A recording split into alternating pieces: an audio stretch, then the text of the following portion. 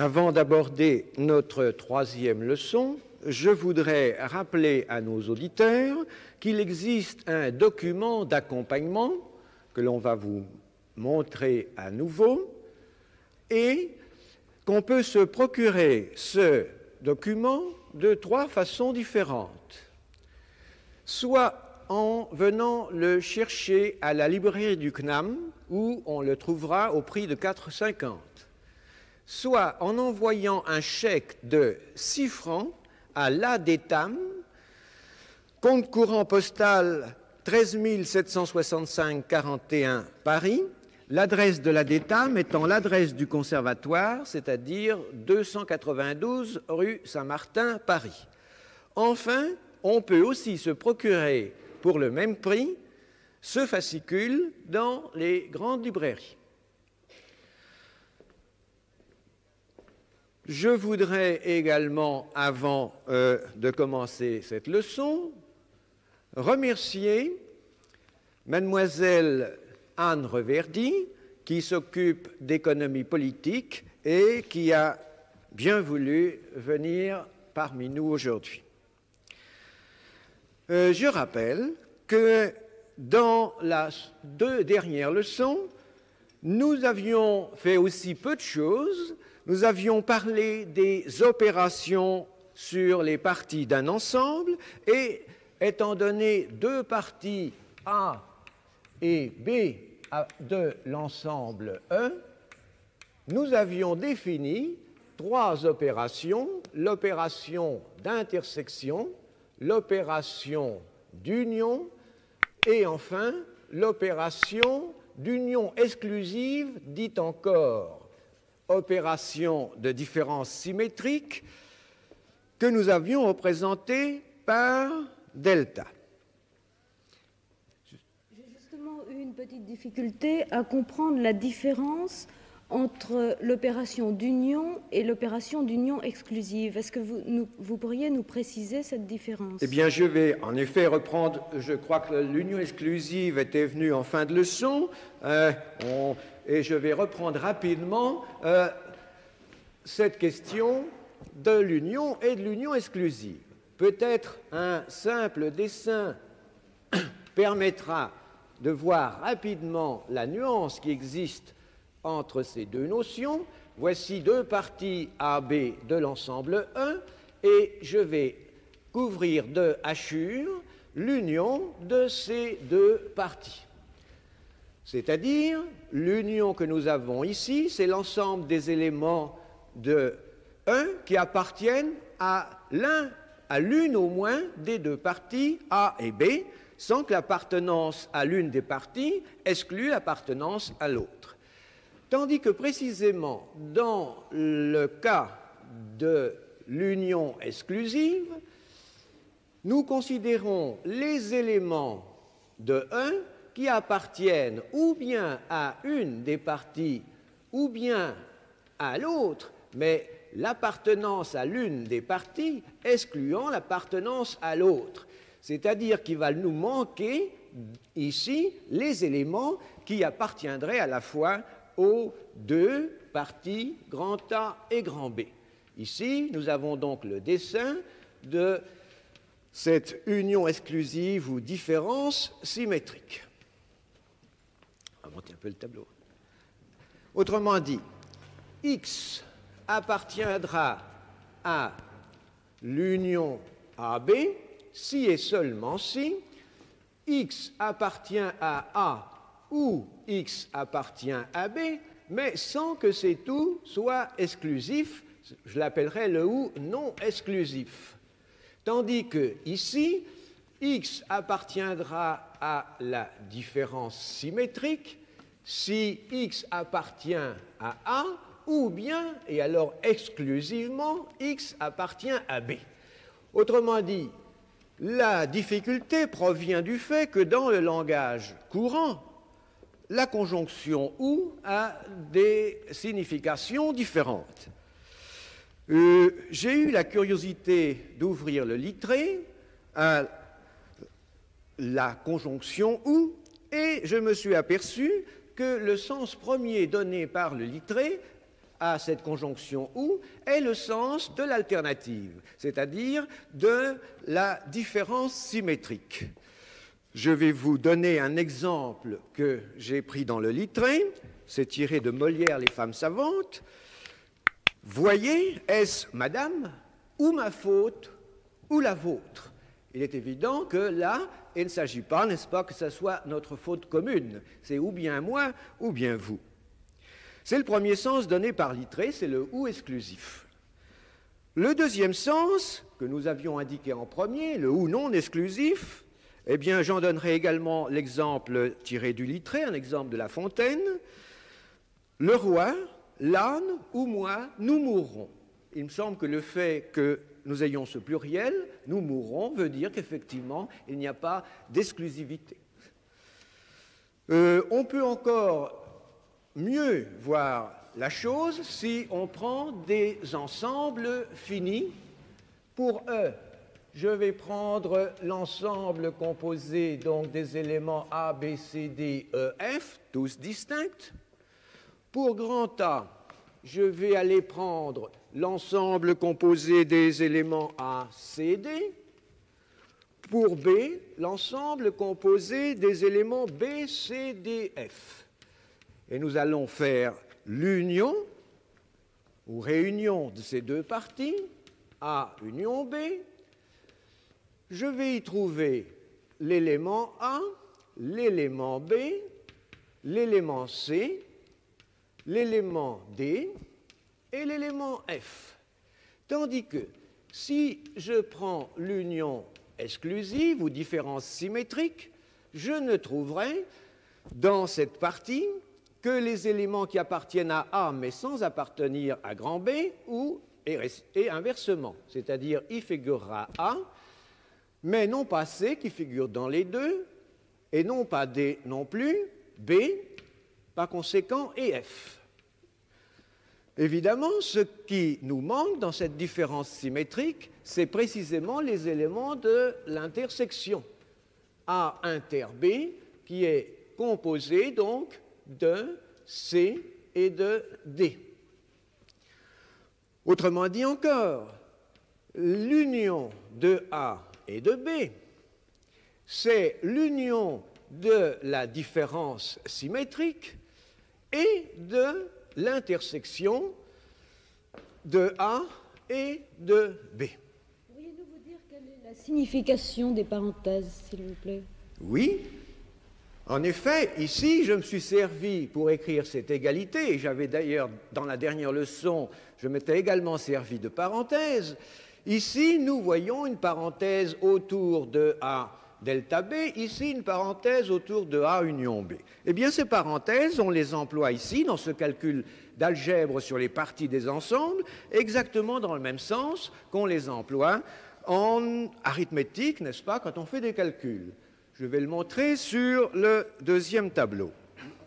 Vous êtes déjà servi du ou exclusif lorsque vous avez parlé des ensembles. Vous avez dit un élément X appartient à E ou X n'appartient pas à E. Oui. Dans ce sens, c'était le ou exclusif. Oui, oui, vous avez une alternative. Là. Le ou exclusif marque l'alternative. C'est Oui. ça. Si je comprends bien, lorsque les deux parties A et B n'ont aucune partie commune, à ce moment-là, la différence symétrique C'est tout à fait est exactement la même chose que l'union. C'est tout à fait exact. On a l'égalité de la différence symétrique et de l'union si et seulement si, ce qu'on pourrait donc marquer par cette double implication, si et seulement si les deux parties AB sont disjointes, c'est-à-dire ont une intersection vide. Mais alors, je vais d'abord répondre à Mademoiselle Reverdy au sujet de l'emploi des parenthèses.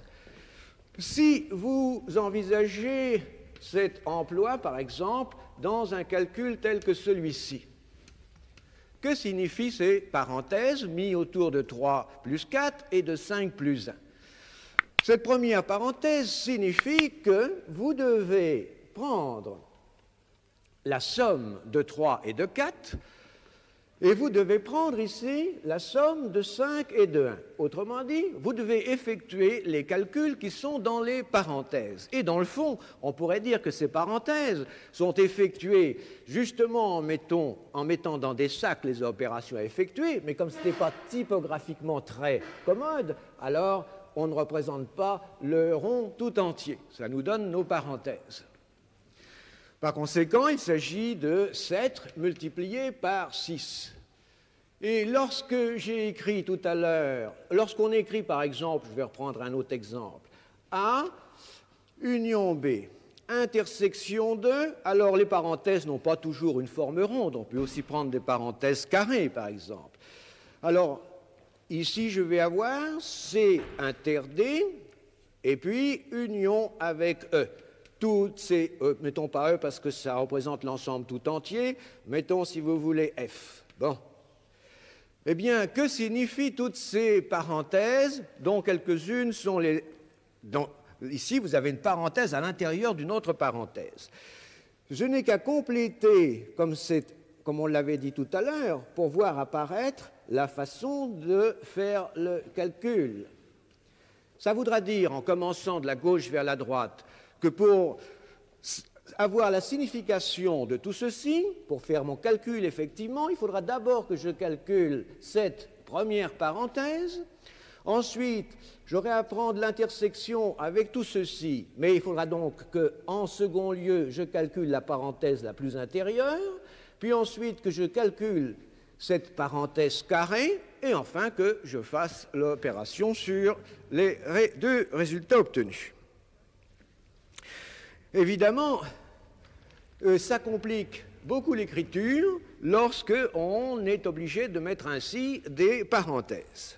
Fort heureusement, on n'est pas toujours obligé de mettre des parenthèses, et c'est ce que je voudrais voir maintenant au sujet de cette opération d'intersection quand on envisage 3 parties A, B, C de l'ensemble E. Étant donné 3 parties A, B, C de 1, je peux me proposer de chercher les éléments de l'ensemble E qui sont communs à ces 3 parties. Et je considérerais comme évident que pour chercher les éléments communs à ces 3 parties, je peux procéder de la façon suivante. D'abord chercher les éléments communs à A et à B, puis les éléments communs à cette intersection de A et de B, par conséquent, et avec le dernier ensemble C. C'est-à-dire que pour obtenir les éléments communs, je viens de faire les opérations suivantes, A inter B, et une fois cette partie obtenue, je cherche les éléments communs avec C. On obtiendrait le même résultat si on cherchait d'abord les éléments communs à B et C, et ensuite les éléments communs de cette partie avec A. Alors, dans ces conditions-là, on peut mettre des parenthèses où on veut dans une telle égalité. Et par conséquent, on peut aussi ne pas en mettre, c'est-à-dire qu'on peut associer les parties comme l'on veut. On dit que l'opération d'intersection est associative. Et c'est évidemment beaucoup plus simple d'écrire sans parenthèse. Les opérations qui ne sont pas associatives sont des opérations difficiles à manier, plus difficiles à manier que des opérations associatives.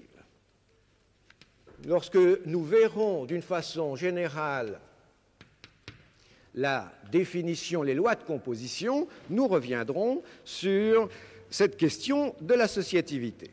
Est-ce que vous avez admis la démonstration de l'associativité, ou alors vous considérez que c'est un axiome? Si vous voulez, je pourrais... C'est une propriété de la conjonction « et ». Appartenir à A, à grand A, et à grand B, et à grand C, je considère en effet qu'il est évident que ça revient au même de dire que l'élément appartient à A et à B, donc à l'intersection d'A, B, et aussi à C, donc à l'intersection. C'est-à-dire que je ne peux pas vraiment faire une démonstration. Pour faire une démonstration, il faudrait que je sache manier d'une façon mathématique cette conjonction. Il faudrait donc que je m'engage dans la logique mathématique, et c'est une chose que, au niveau de ce cours, je n'ai pas voulu faire. Donc vous admettez que c'est un axiome au niveau de ce cours. Finalement, si vous voulez, on peut encore le montrer, mais non pas le démontrer en considérant le dessin habituel, c'est-à-dire voici ici la partie grand A, voici la partie grand B, voici la partie C. Les éléments qui sont communs à A, à B et à C, nous les voyons ici, une petite surface couverte de hachures. Et je vois, mais ce n'est pas une démonstration, que si je considère les éléments communs à A et à B, ce sont donc les éléments qui sont à l'intérieur de ce contour.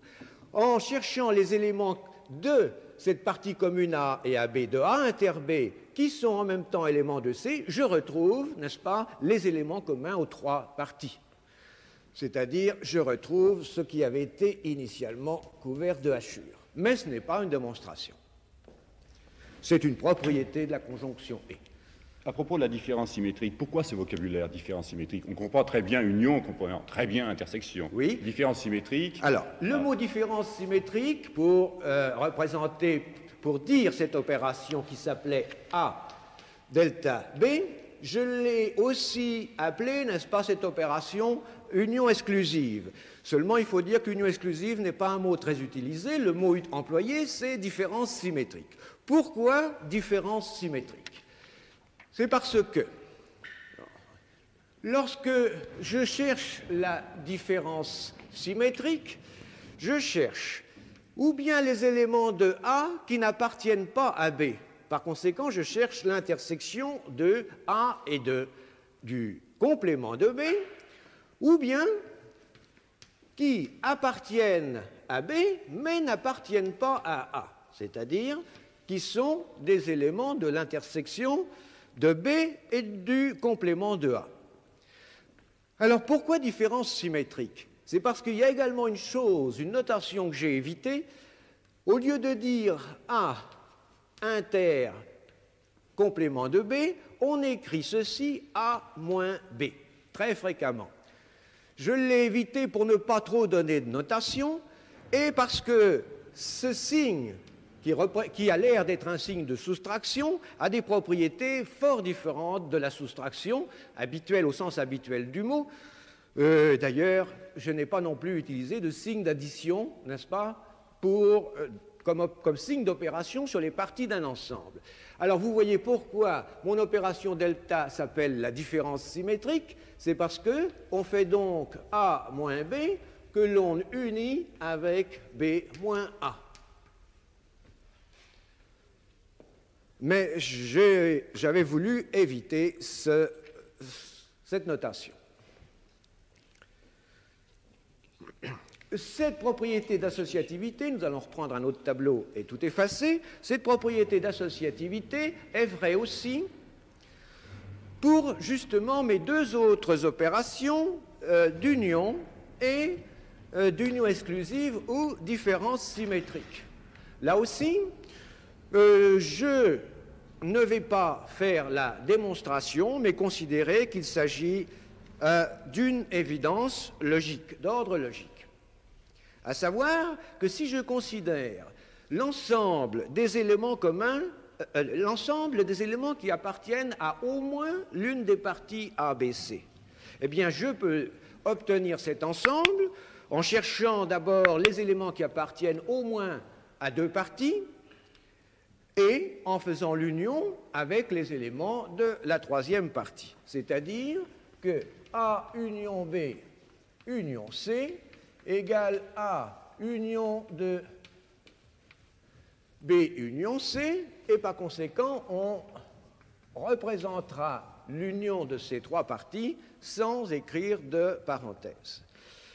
De la même façon, pour l'opération delta, qui est également associative. Bien entendu, il ne faut pas croire que toutes les opérations sont également associatives. Vous nous avez défini 3 opérations. Existe-t-il d'autres opérations sur les parties d'ensemble? Oui, en fait, il existe 16 opérations qu'on peut définir sur deux parties d'un ensemble. Et nous en avons déjà défini plus que 3 en réalité.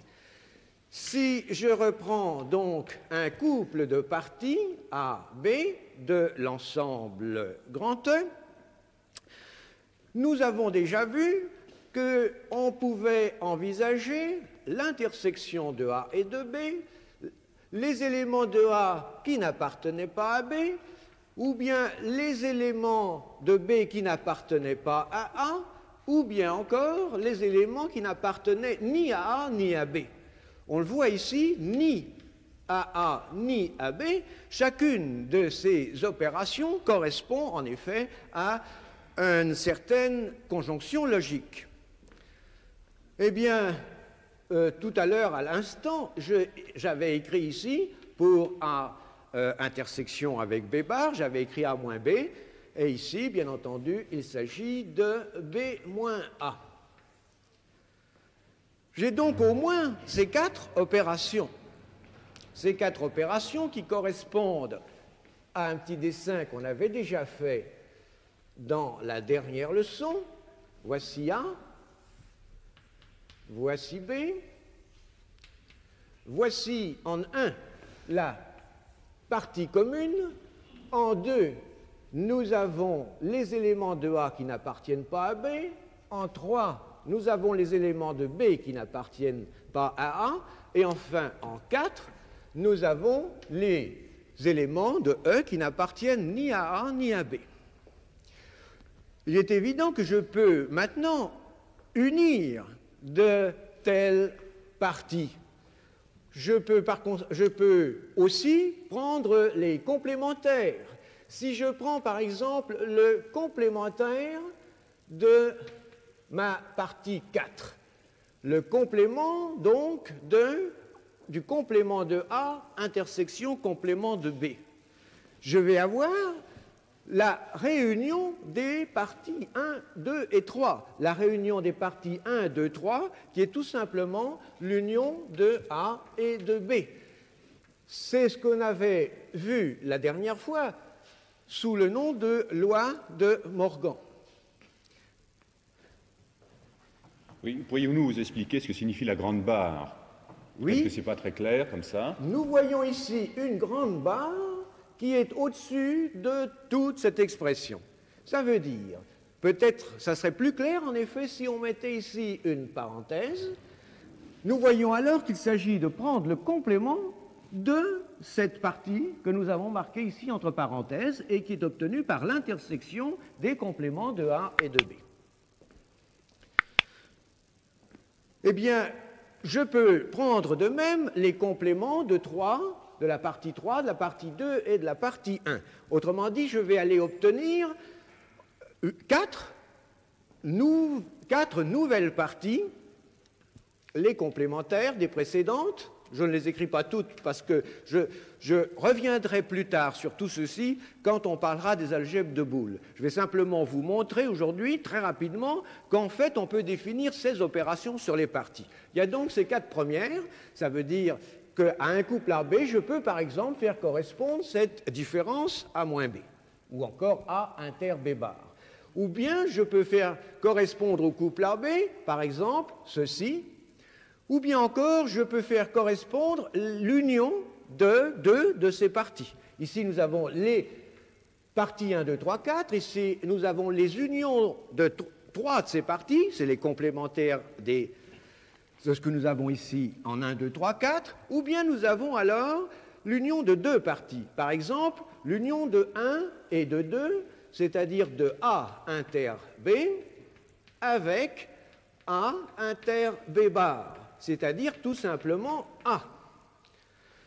De même, nous allons obtenir B, et enfin, si nous faisons l'union de 2 et de 3, nous avons précisément la différence symétrique.